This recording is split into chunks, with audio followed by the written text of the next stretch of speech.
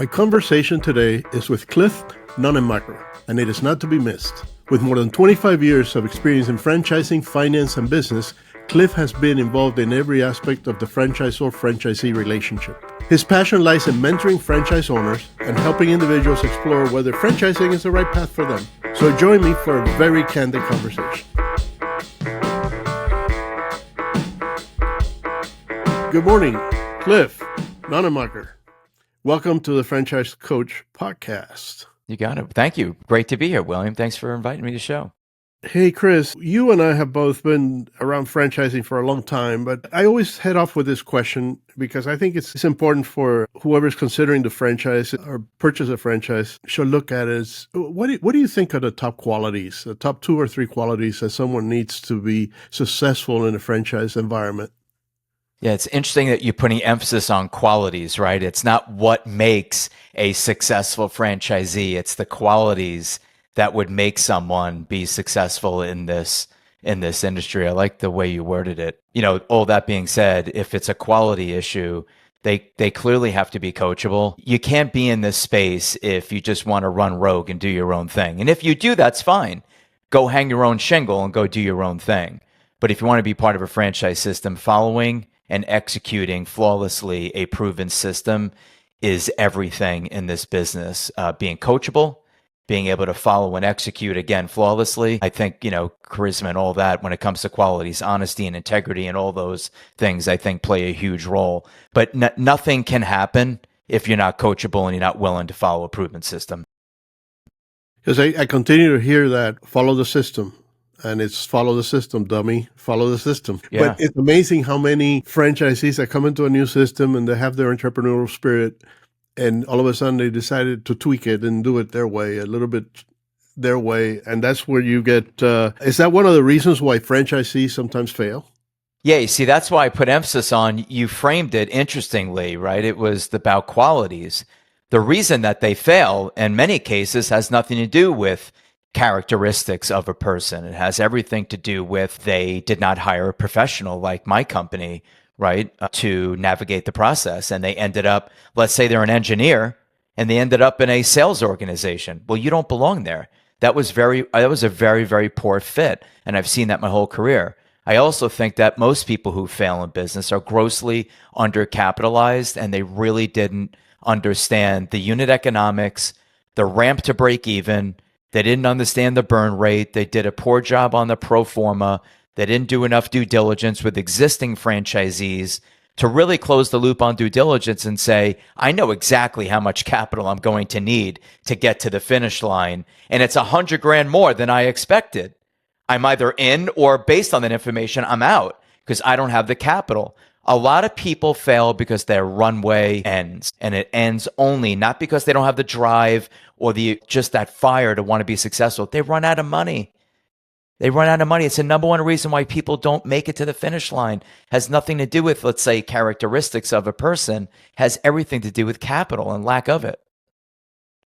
And it sets me to think about why people, there's a few, no, it's more than a few. There's a sizable amount of franchise professionals that are consultants, they're brokers, and why knowing that their service is free.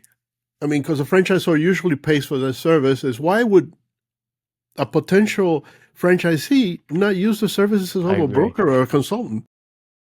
I think trust. One, it is a cottage industry. I'll give it that, right? So a lot of people, everyone knows about bookkeepers and CPAs and accountants and lawyers and all those other professional positions. Everyone seems pretty clear on that. No one's like, wow, I didn't know someone can do your taxes. I've been using, TurboTax. Like, everyone knows you could hire a professional. I don't think the world knows that there is an industry where professionals will help you navigate the franchise buying, due diligence process, everything. They're just not aware of it. And it lacks awareness. Our industry, I think, lacks awareness. It lacks trust because it's heavy internet based. People are always searching the internet, and then they meet people via the internet, and they're just very uncomfortable.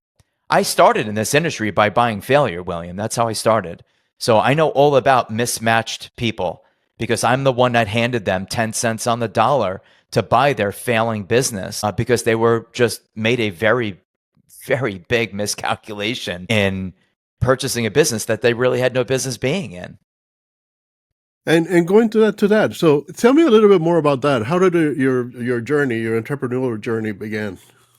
It began when I was very young. I've been an entrepreneur my whole life, going back to being a child, really raking golf balls out of lakes and selling them at country clubs and doing all the things that a young aspiring entrepreneur would do, like shoveling snow and raking leaves and mowing lawn and watching dogs, all those things. So, but my franchising entrance started as a master franchisor with a Australian company called Cartridge World, and built that up to about 36 units, sold it, moved to Florida, started working for private equity firms that own franchises, and then decided we're going to start buying. My business partner, Justin, and I started buying failing businesses, turning them around and selling them.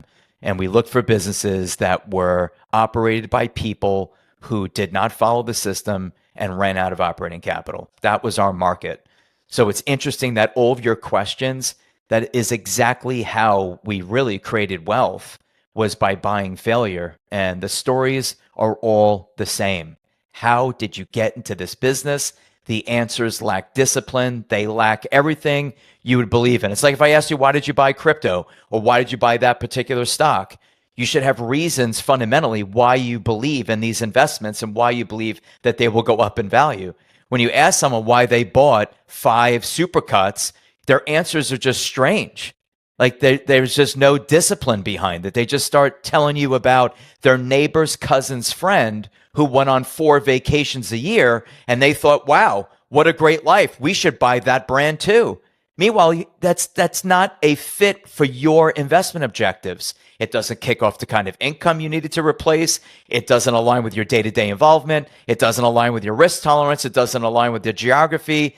I mean, there's so many things that go into choosing a brand for someone. So yes, that's how we started, buying failure and then turning them around. By the way, William, not only did we buy the failure, these were hemorrhaging, bleeding brands that we bought, and within 12 months, they were kicking off annualized 6-figure net, and we would sell them, obviously, for a nosebleed multiple from where we bought them.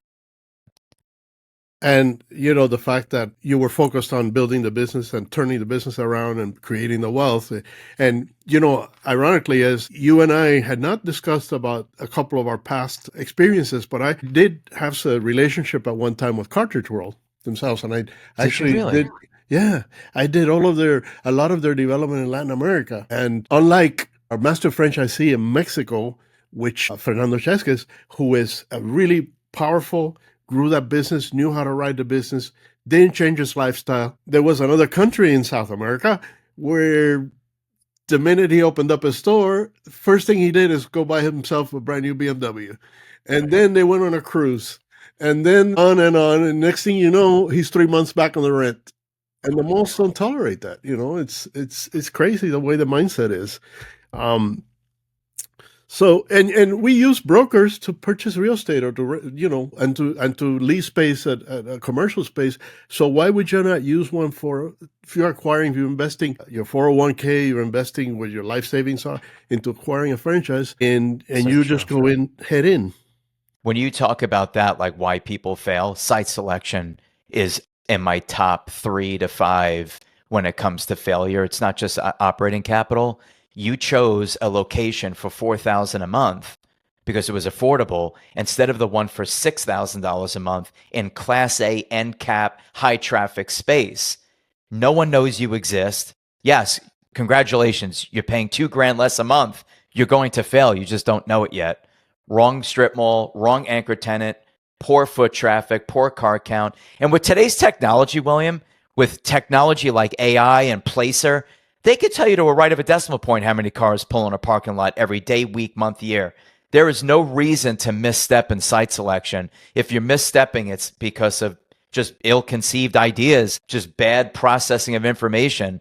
Really, there's so much data right now. I don't know how people are choosing bad real estate when the brand is telling you exactly what a sustainable market looks like and where you should operate the business.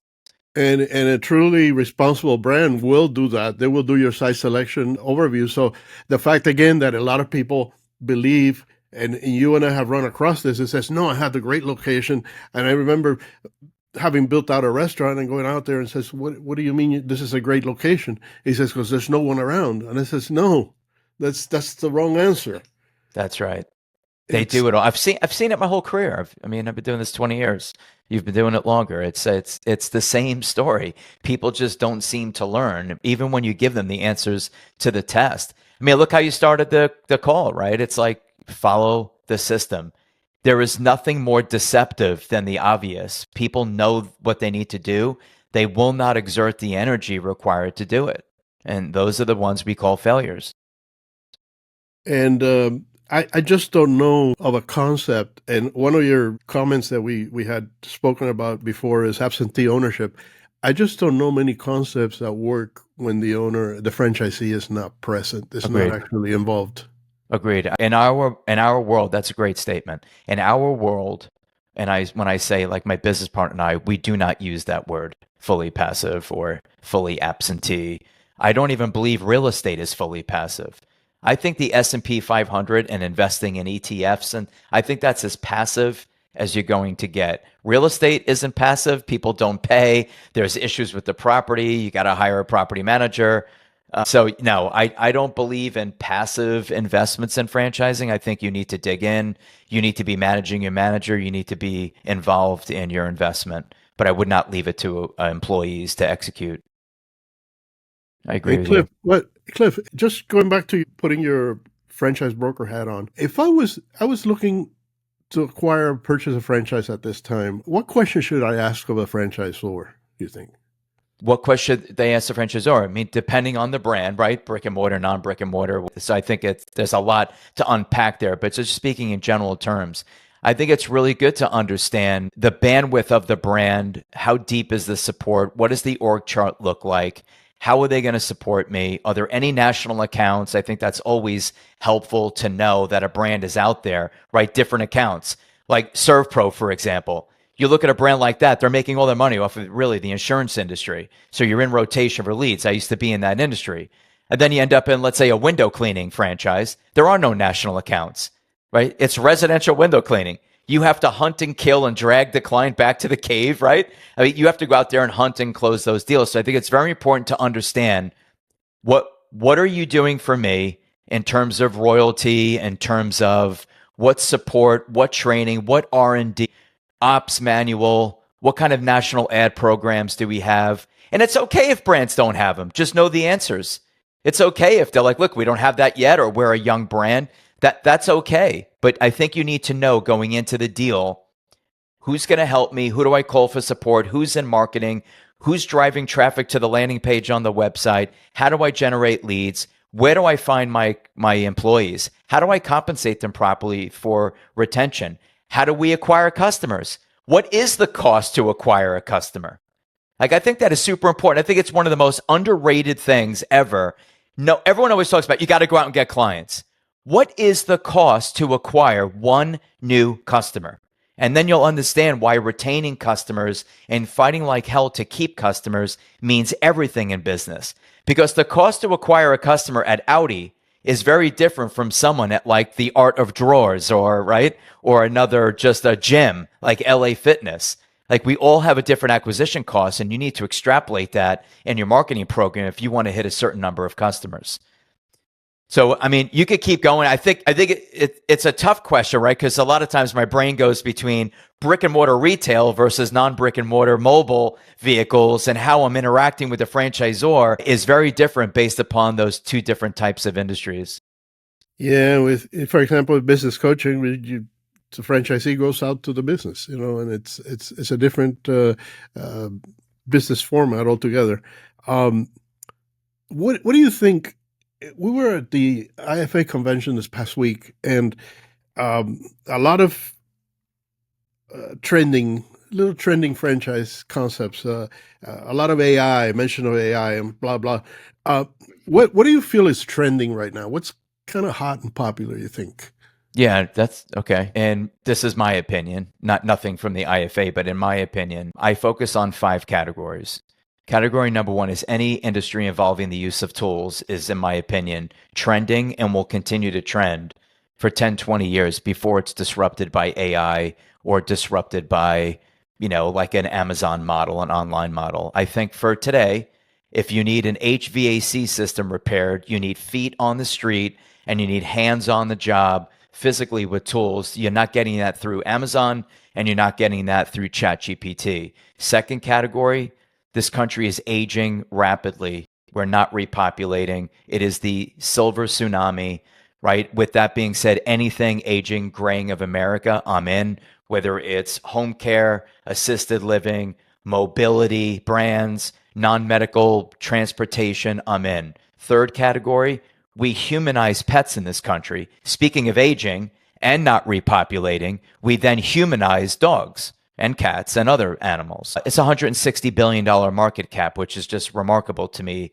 that you're talking about the entire pet care space is that large. That number is huge. If you took 160 billion and compared it to other industries, you'd realize, like, what the heck? That's a massive amount of money going in that area. Yeah, because they're literally children. They're an extension of a human child. We humanize them. So anything involving boarding, daycare, grooming, training, I'm all in on pet care. Next category is anything involving beauty, vanity, anti-aging, biohacking, peptides, testosterone, hormone therapy. I'm in. And that all ties in, if you think about it, to the aging, graying. It all starts to continue. We want to feel beautiful. We want to feel sexy. We want to feel good. We want to feel youthful.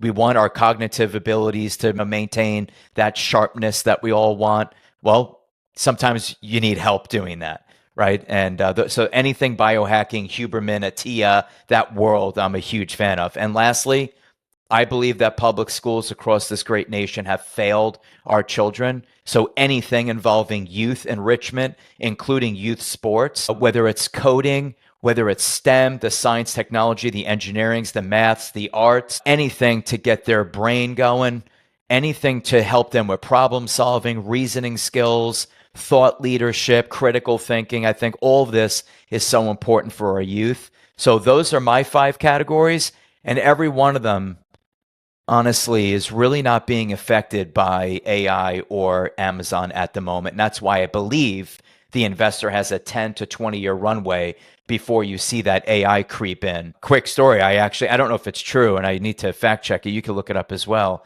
Someone told me that an Optimus robot did a home inspection and its eyes were infrared, so it could see moisture through the gypsum board, the sheetrock.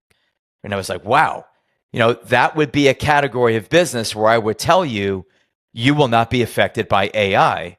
Meanwhile, if you own a home inspection company and all your referrals come from realtors, you now have think about this for a moment.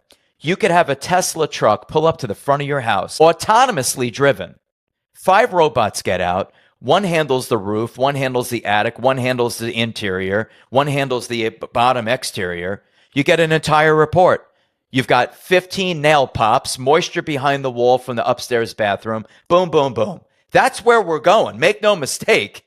Like, that is exactly where we're headed. So if you're in the HVAC business, savor the flavor, enjoy the industry while you own it, because it will, like the book says, Who Moved My Cheese? It's coming. That's a great analogy on AI and the robotics. I have a dear friend in Australia, Alan Branch, who created a concept, and he's all over Asia right now, in Australia and the UK. They just opened, called Driving Miss Daisy. And I joke with him all the time, because what they do is they drive older folks around to their appointments, to their social gatherings, etc.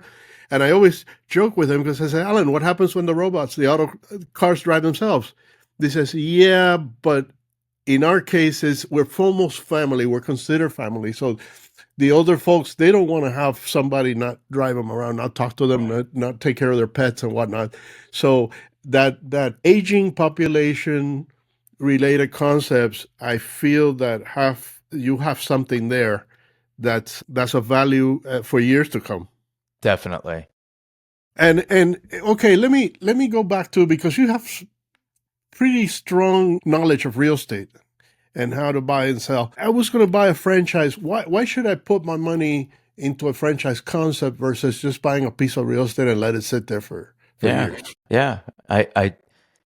So I think real estate is a wealth preservation strategy. It is not necessarily a wealth creation strategy.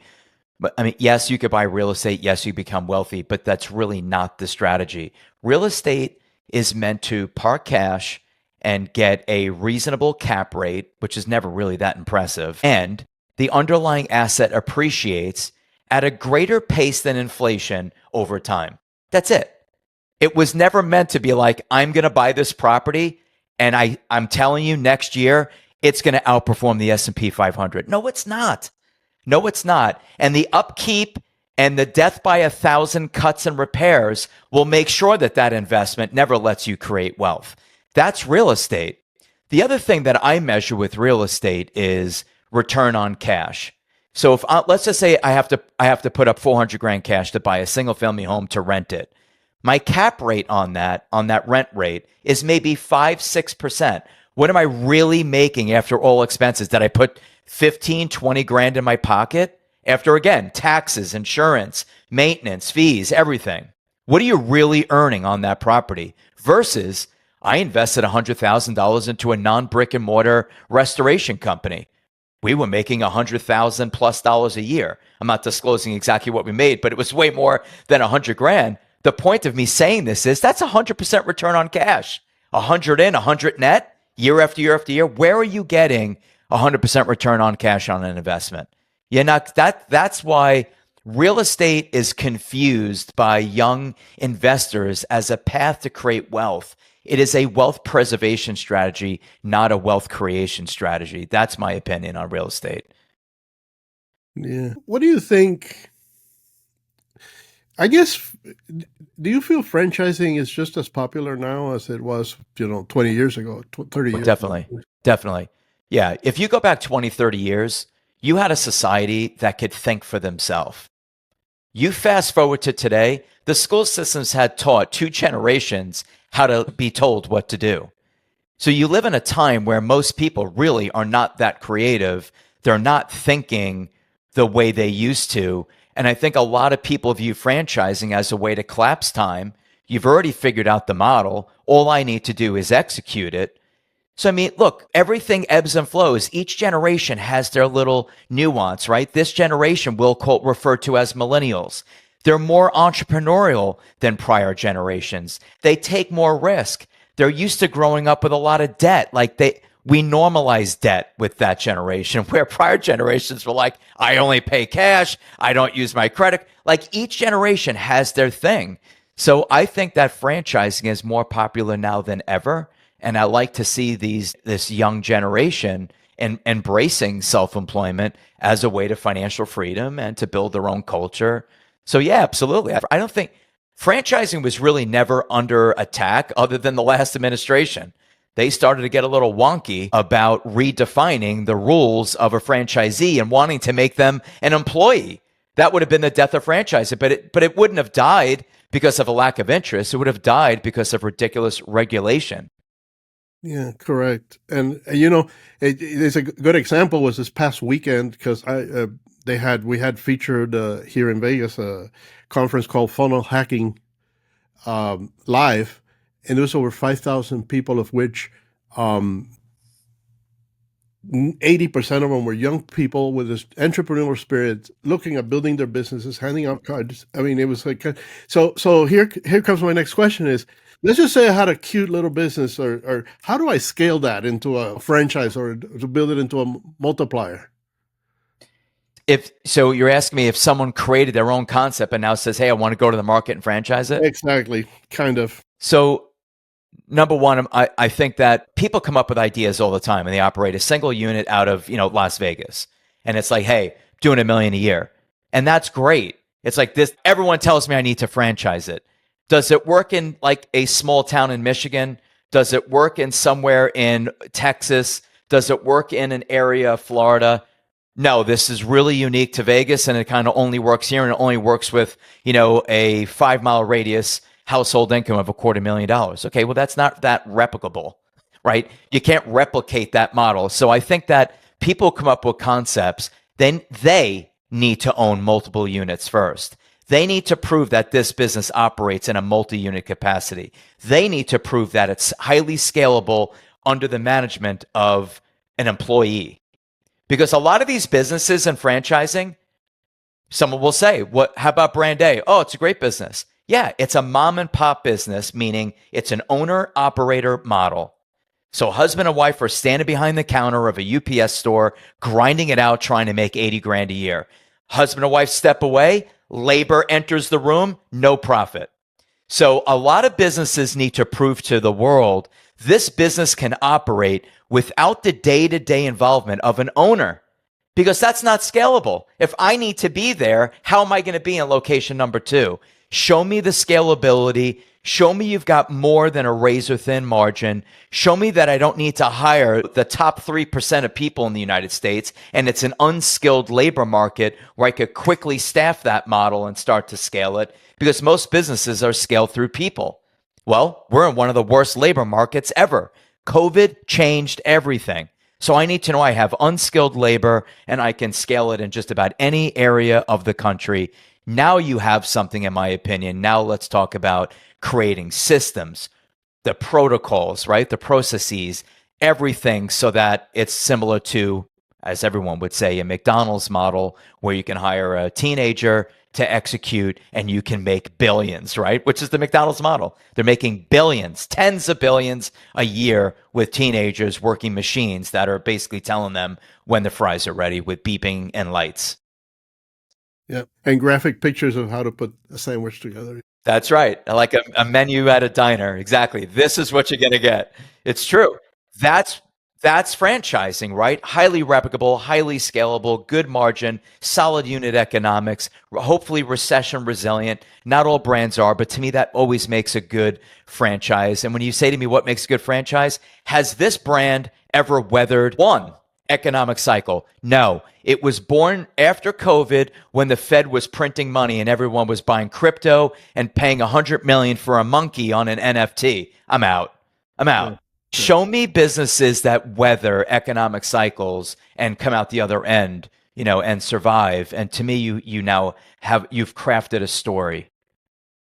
That is great insight, Cliff. I wish we had a lot more time, because this is really, really interesting conversation. And I think, having said that, I'd love to have you again in the future for another chat. And hopefully catch up on some other more defined details on actual concepts and see what you got. In the meantime, I really appreciate your time, and hope to see you again soon. Thank you for having me. Thank you, William. It's a pleasure. Great to see you. Thanks for joining us today, and hope you have gained some valuable insights into the world of franchising. My name is William Lesante, and I would like to invite you to the next episode of the Franchise Coach podcast. Please make sure to like and subscribe and share with your network. Also, click the link below to learn more about franchising with Actioncoach. Thank you.